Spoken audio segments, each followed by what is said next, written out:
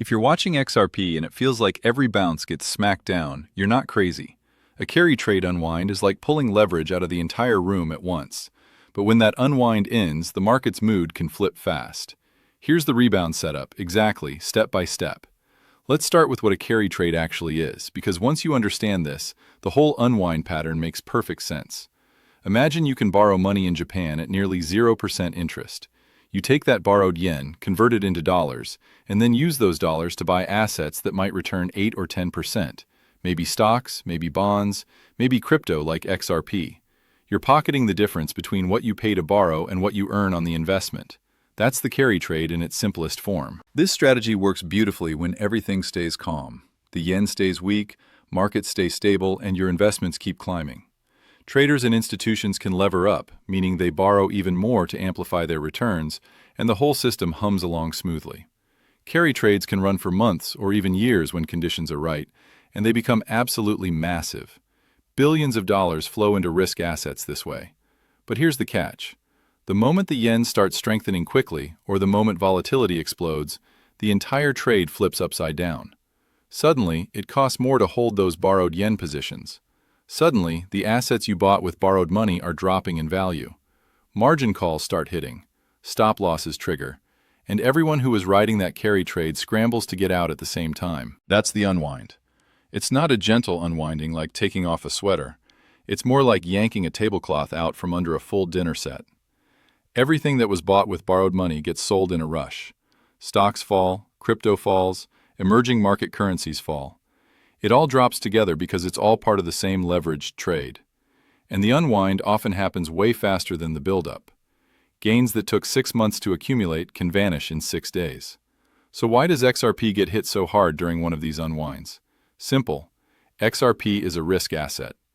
When global leverage is unwinding and traders need to raise cash fast, they don't sit around debating fundamentals or use cases. They sell what's liquid, what trades 24/7, and what they can exit immediately. Crypto fits that bill perfectly. XRP, Bitcoin, altcoins, they all get dumped because they're easy to turn into cash when you're scrambling to cover losses somewhere else. Crypto also tends to sit on the outer edge of the risk spectrum, which means it often moves more violently than stocks or bonds. When correlations spike and everything starts moving together, XRP usually moves with broader crypto sentiment. If Bitcoin's dropping hard, XRP often drops harder. The unwind doesn't care about your conviction or your research. It just cares about liquidity and leverage. But here's where it gets interesting.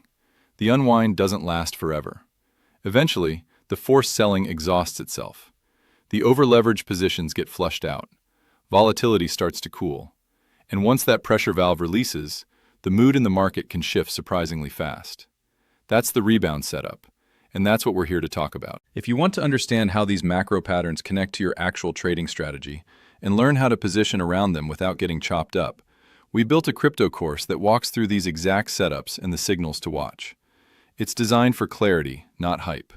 So how do you know when the unwind is actually ending? You're looking for a handful of observable conditions that suggest the panic phase is over and stabilization is beginning. First, watch the yen or whatever the funding currency is. If it was rallying aggressively and suddenly that rally stalls or reverses, that's your first clue. When the funding currency stops strengthening so hard, the pressure to unwind eases. Second, check volatility. You can look at the VIX for traditional markets or volatility measures in crypto. When those spikes start compressing and ranges start tightening, it tells you that the panic selling is fading. People aren't scrambling anymore. They're waiting, watching, and starting to think about stepping back in. Third, pay attention to liquidation data. Most major platforms publish this, and during an unwind you'll see massive liquidation events where over-leveraged longs get wiped out. When those spikes taper off over a few days, it often means the weak hands have been shaken out and the market's cleared some of that excess leverage. Fourth, watch how bounces behave. Early in an unwind, every single bounce gets sold immediately.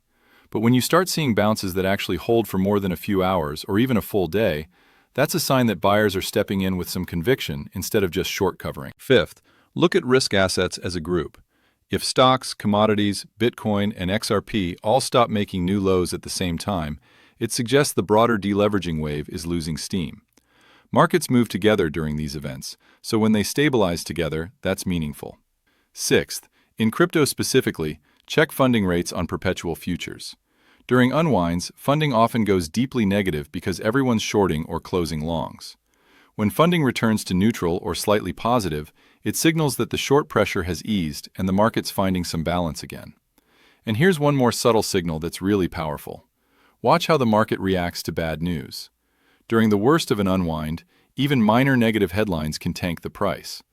But when bad news stops moving the price much, or when the market shrugs it off, that's often a sign that the emotional exhaustion phase is ending and buyers are starting to absorb supply. None of these signals guarantee a reversal.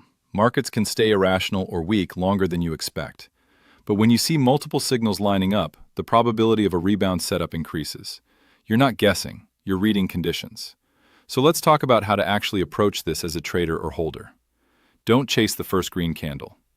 The first bounce after a brutal sell-off often fails. You want to see confirmation that buyers are serious, not just a dead cat bounce.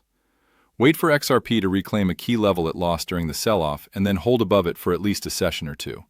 That shows buyers defending that zone. Then watch the pullbacks. Are they making higher lows? If yes, that's accumulation happening. If the dips keep getting shallower and the bounces keep building on each other, you're seeing strengthening demand. If the pullbacks break lower lows again, the trend might still be weak and you wait. Before you enter any position, define where you're wrong. Pick a level on the chart where, if XRP breaks below it, your setup is invalidated and you exit. This isn't about being pessimistic, it's about protecting your capital so you can stay in the game. After a volatile unwind, position sizing matters even more than usual. Don't go all in just because things look better. Start smaller, scale in as the setup confirms, and keep liquidity to adjust if conditions change. And keep watching those macro signals even after you enter. If the yen starts rallying hard again, or if volatility spikes back up, be ready to adjust. Rebounds can be fragile early on, especially if the macro backdrop shifts again. Taking partial profits into strength is smart too. If XRP bounces sharply, locking in some gains lets you stay in the trade without risking everything if things reverse. This is not financial advice. The biggest mistakes people make during this phase are pretty predictable. Over-leverage is number one. The rebound phase is still volatile, and using high leverage can wipe you out on a fake-out move. Revenge trading is another trap. If you got stopped out during the unwind, the urge to win it back fast can wreck your discipline. Stick to your plan.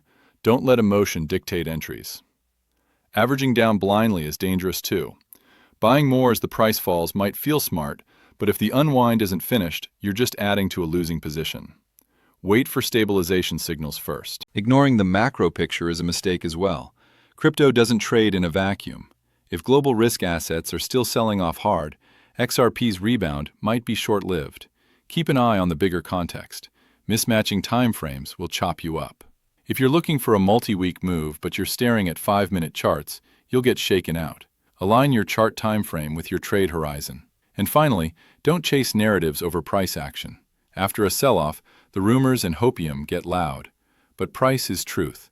Let the chart confirm the setup before you commit cap. Carry trade unwinds are brutal. They hit fast, they hit hard, and they don't care about your thesis.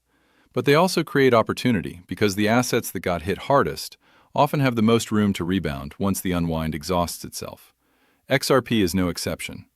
When the signals start lining up, when the funding currency calms, when volatility cools, and when forced selling fades, that's your window.